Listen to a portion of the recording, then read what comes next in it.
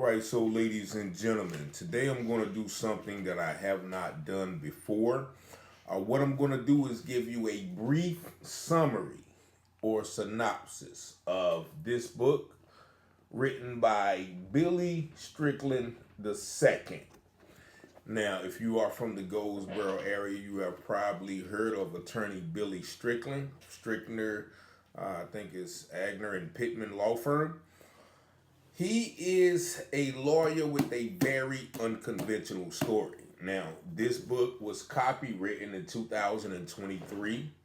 And I met Mr. Strickland one day when I was pulling up at his office about to interview the now current Mayor Gaylor back in November of last year.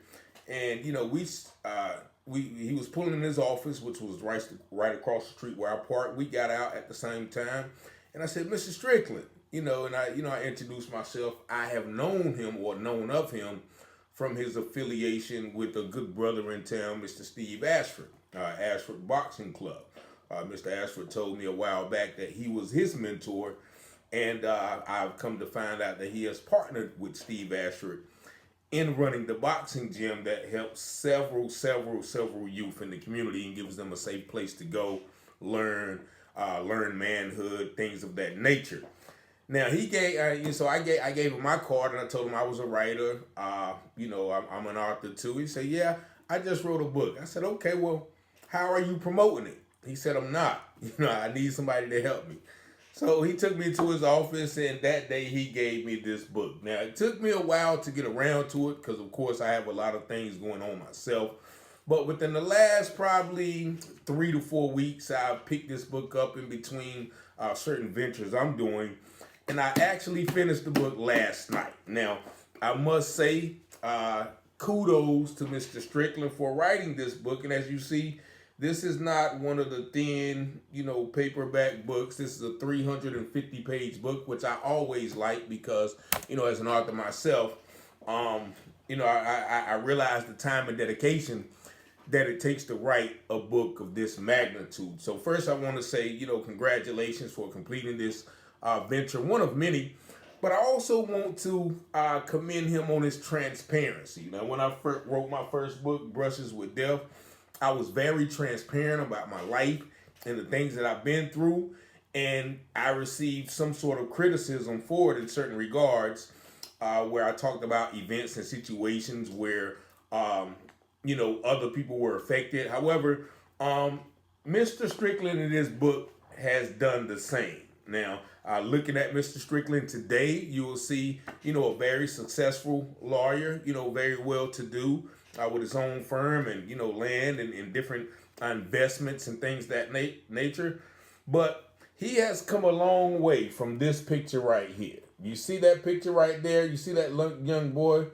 That is Billy Strickland. And as I look at that picture, I see some of the anger, the frustration, the hopelessness, the despair, the carelessness, the outlaw mentality that you will learn that he had to endure as a child. So I'm just going to give you a brief overview of the book. It starts out when he was a child in, I think it was rural South Carolina. And he mentioned that in the book where, his father, which is not his real father. Now, correct me if I'm wrong because, I picked up the book here and there, so I can't really pinpoint each name. But I think Billy Strickland I was not his real father. However, he took Strickland's last name as a child when his mother, I guess, got married to him. Nevertheless, he talks about the tumultuous relationship between Strickland I and himself, and how he was often abused, both verbally and physically. So much so that, at one time, he thought about killing his father, and on several occasions mentioned throughout the book, his father almost killed him. So that developed a deep-rooted maliciousness, I guess I would say, for lack of a better word, scrappiness, as the second chapter is titled, Born Scrappy. So he began to develop that hardness, that callousness that we see in a lot of youth today who grow up in environments of dysfunction. And that is what he endured. His mother and father were also in a tumultuous, contentious relationship. They argued a lot, which caused them to kind of split up from time to time, but they would always get back together. So he detailed how in his youth he would go out and hunt and coon hunt and work for farm hands and do work with horses, learn a different type of trade, just to get away from that environment, but also to make money, in which his father in turn took when he came home. So his father was very predatory in the sense of treating his child bad, would beat him for no reasons and things of that nature. And then he talks about getting older and a little bit and meeting a man named Lonnie. Now Lonnie was a bike rider. He was a drug addict. He was a heroin abuser. But Lonnie took a liking to young Billy, and he took him under his wing, and he showed him things and taught him things. There's a lot of jewels in this book, by the way. A lot of great jewels, but he showed him things, taught him things, taught him about the little biker scene. However, he had him hanging out, but he didn't allow him to, kind of indulge in, drugs or things of that nature because, as Mr. Strickland said, he saw what it did to Lonnie and other people, so he vowed never to take drugs, to which my knowledge he hasn't. However, that relationship developed after, if I'm not mistaken, he eventually left home. It was one night where his father came in, maybe drunk or whatever, and beat him maliciously so much that he decided that night that he was going to leave and never come back, in which he did at the age of 14. Now, also a very transparent thing that a lot of people will not care to admit and go into, but he also was transparent about sexual abuse. Now, of course, I don't think he minds me mentioning it because he wrote it in his book. So he mentions how he was, abused by a family member, a close family member, and how that affected him and how that changed his views of, love and sexuality and God and all of those things. He just went through so much as a child. Similar to a lot of individuals I know who went through, those similar situations. Now, he ended up going to live with family in another part of maybe South Carolina or North Carolina, and he began to, venture out, meet Lonnie, meet girls. But one habit or one thing he picked up was bull riding bulls and riding horses, because he had, learned how to, train horses and what you could break horses and all of that. So he began to get on the bull riding scene. And that's why the title of the book is From Cowboy to Courtroom, From Poverty to Prosperity, and What I've Learned Along the Way. So he talks about his years or his stint in the bull riding and the many injuries that he had, and developed once again a persistence of, getting kicked off the bulls and going back riding bulls with crushed legs and stuff. He was a very tough young man, and which probably is very beneficial to him now in his duties defending clients in court. But he talks about that for a while, and numerous, one relationship he talks about where, a girl pretty much kind of broke his heart, for lack of a better word. Not broke, well, they just had a tumultuous relationship again, probably stemming from his own childhood and some of her other relationships or her background. So he continued to ride bulls, and one day he met his current wife, which is now Jennifer Strickland. And this begins sort of his transformation as, Miss Strickland, I guess she was from a very cultured family, to say the least. And Billy here was this wild orphan from, the wrong side of the tracks. Even one one lawyer mentioned to him later that he was poor, right, trash, that she could be seen as, and hesitantly, Jennifer's parents, whom he credits with helping him, develop change and also a relationship with Christ. Jennifer's parents reluctantly accepted him, began to groom him, and give him a different view of love and of life. And eventually, they began to date. He eventually married Jennifer with their father's blessing after they once again had had kind of, gave him a different view of life. He began to, work in the fields, and he began to, kind of work odd jobs until he moved to Virginia. And I forgot why he moved to Virginia. Nevertheless, he moved to Virginia. He enrolled in law school, which is Regent Law School in Chesapeake or Virginia Beach. It's right on the border, but and that kind of resonated with me because, of course, I've spent 18 years in the 7 cities areas: Norfolk, Chesapeake, Virginia Beach, Portsmouth, all of those areas. So I kind of knew some of the things or he was dealing with, but he began to kind of just befriend people. He talks about learning new skills, working on guitars, working on cars, racing cars, just an all around, once again, adventurous person. Until he got into law school. Him and his wife lived in like an old trailer with no AC. She actually got pregnant before he took the bar exam, and he went on to take the bar exam, and went on to kind of move back to North Carolina, and start working for firms and paralegals. It's a very intriguing story. And then he began to develop his relationship with Christ, develop and deal with some of those childhood demons that were instilled in him that made him such a hard, callous, untrusting person. He's definitely not ashamed of where he came from and some of the things that he had to do to survive in those early years. So that's why I have a newfound respect for him just by reading these 320 pages of his life. I know there's much more, but he's been very very clear about not coming from money, but having the determination and the hard work ethic. And if you get kicked off the board, get up and get riding again. Mentality that has caused him to be the success today. He talks about his early legal career, some of the troubles he's had. He talks about his stint as a city attorney in, I think, the town of Henderson, if I'm not mistaken. Then he talks about some of the the early challenges in his marriage and his parenting skills. Setbacks in his, once again, legal career, legal issues, being stabbed in the back by political friends.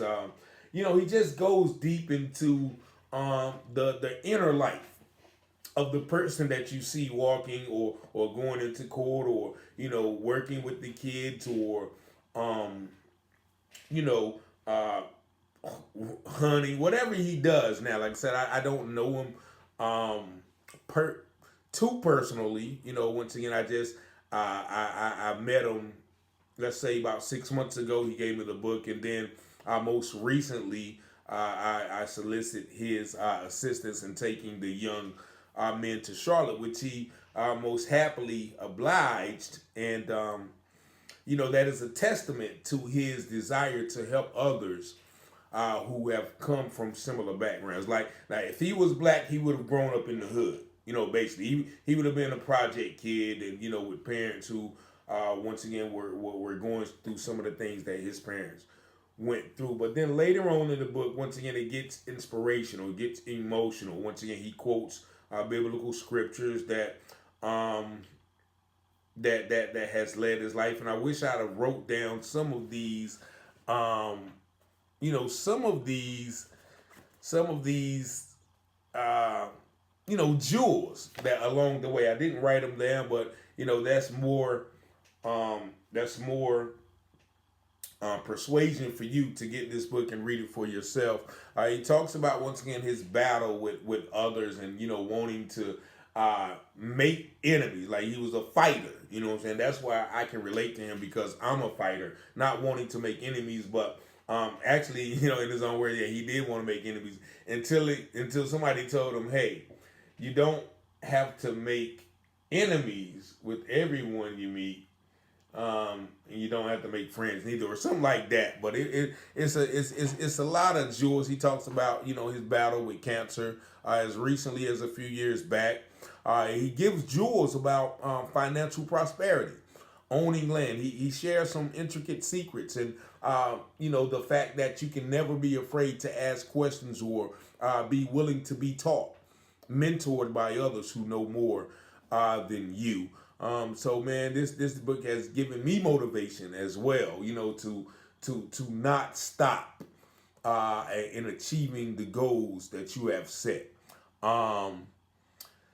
Even right here in the first page, beyond the table of contents, it says, "To each of you who has fought and won, or who is fighting now, this very day, do right, don't back down, and you will win the fight." That's basically it. Some to sum this whole book up, but it's definitely not to sum it up. But that is one jewel that he dropped, and I think last night when I read this last page, he said, "I will ride as hard as I ever rode a bull. I will stand as firm as I ever stood in court. I will fight as relentlessly as I did on campaigning, and I will finish the game. You have my word, and you do the same." Now, he also talks about, once again, keeping his word, whether the fact that keeping that word is going to cost you in the long run. Talks a lot about integrity, grit, saying what you're going to do and do it, which I find, once again, very, very, very, very, dear to me as well. And this is the current picture of him. Like I said, that is his family's lovely wife, his 3 sons and his daughter. But and he's transparent once again about still learning, not getting everything right, even being a father and a parent or a husband. He's man, and I love someone who is willing to be open about not only their victories but their failures. He talks about the 3 election races that he has lost, and if my understanding, he is running for, I think, Eastern District Superior Court judge, if I'm not mistaken. Once again, don't quote me at this present moment. And I have to say, I'm kind of leaning towards him, on my ballot, because any man who has been where he has been and made it to where he is now without no one giving him anything but working hard from it, I can relate to that. I can certainly relate to that. Once again, he talks about, some of the, as he called them, silk stocking law firms who basically, kind of look down upon him because he didn't come from money. He's not a 3rd or 4th generation lawyer.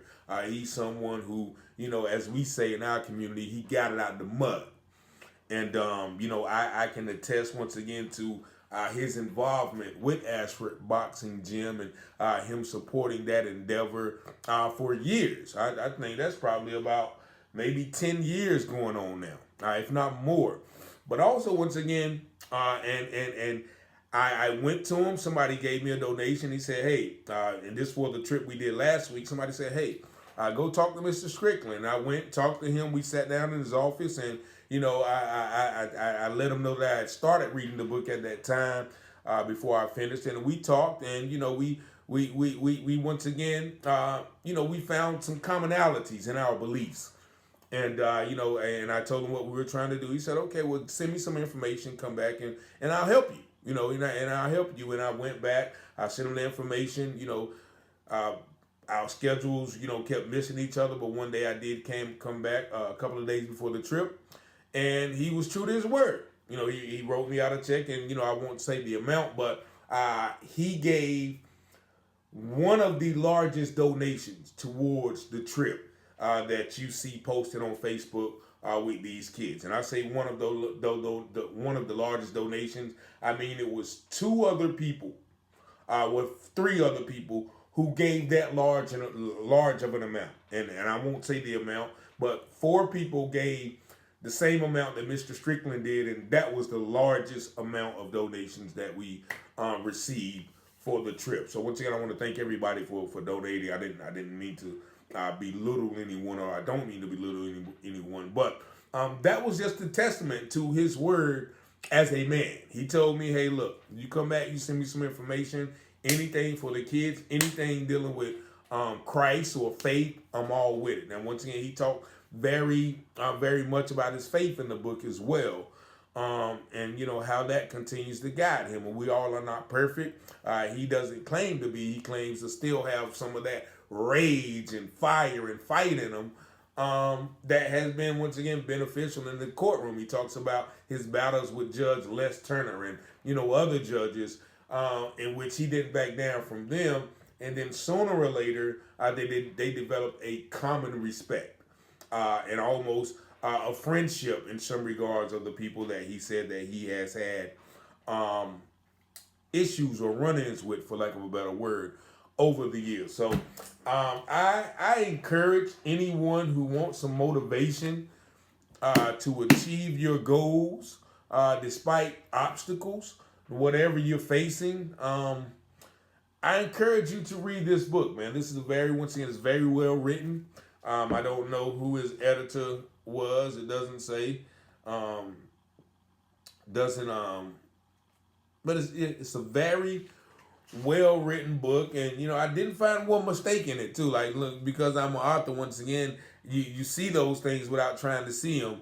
And there's plenty of books that I've found written by famous authors who you look in there's a typo or misspelled word, or two A's here, so. But this is definitely a well written book. If you don't know how to get in contact with Mr. Strickland, you can Google him, or if you want to, call me 919-587-7782.